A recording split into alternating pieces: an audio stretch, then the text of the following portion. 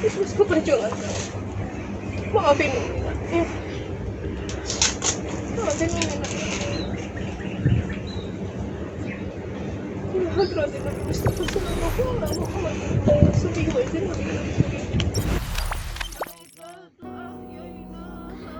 Kesedihan Soimah datangi makam anaknya, santri Gontor korban penganiayaan. Kesedihan mendalam masih sangat dirasakan pasangan suami istri Soimah dan Rusdi atas meninggalnya AM, anak mereka yang diduga jadi korban penganiayaan di Pondok Modern Darussalam Gontor, Ponorogo, Jawa Timur.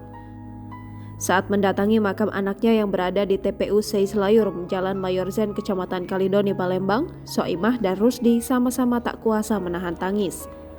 Tangisan keduanya makin pecah manakala lantunan ayat suci Al-Quran dibacakan untuk almarhum AM. Sesekali Soimah menyeka air mata sang suami meski tangisnya sendiri sulit dibendung. Soimah sangat berharap tindak kekerasan hingga mengakibatkan korban jiwa seperti yang dialami anaknya tidak akan terulang kembali. Apalagi kekerasan itu sampai terulang di lembaga pendidikan. Tim forensik gabungan Polres Ponorogo dan Polda Sumsel berencana akan membongkar makam santri asal Palembang berinisial AM.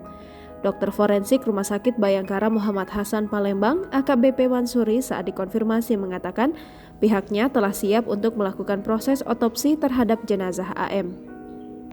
Namun proses itu dilakukan mesti atas izin dari keluarga. Meski demikian, Mansuri sendiri belum bisa memastikan tim gabungan yang akan turun guna melakukan proses otopsi tersebut.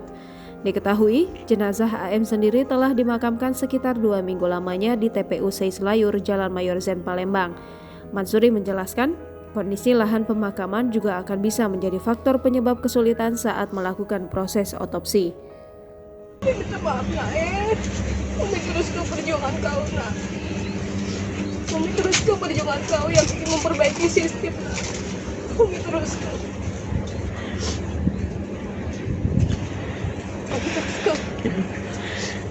Terus ke perjuangan kau. Maafin Umi nak ya. Maafin Umi nak. Ya hadratin Nabi Mustafa sallallahu alaihi wasallam. Pak, kedatangan aku ke sini ini sudah ke berapa kalinya sebelum aku melangkah mengambil keputusan memohon keadilan. Bismillah, aku minta izin dulu dengan Allah. Apakah langkah yang aku ambil ini benar? Apa tidak? Aku ingin, kalau memang ini benar, aku minta doanya, aku minta ridhonya, supaya hal ini tidak terjadi lagi dengan anak-anak yang lain di lembaga pendidikan manapun, bukan hanya di pondok, tapi tidak terjadi dengan yang lainnya, cukup di anak aku. Baik. Jangan lupa subscribe, share, komen, dan like ya.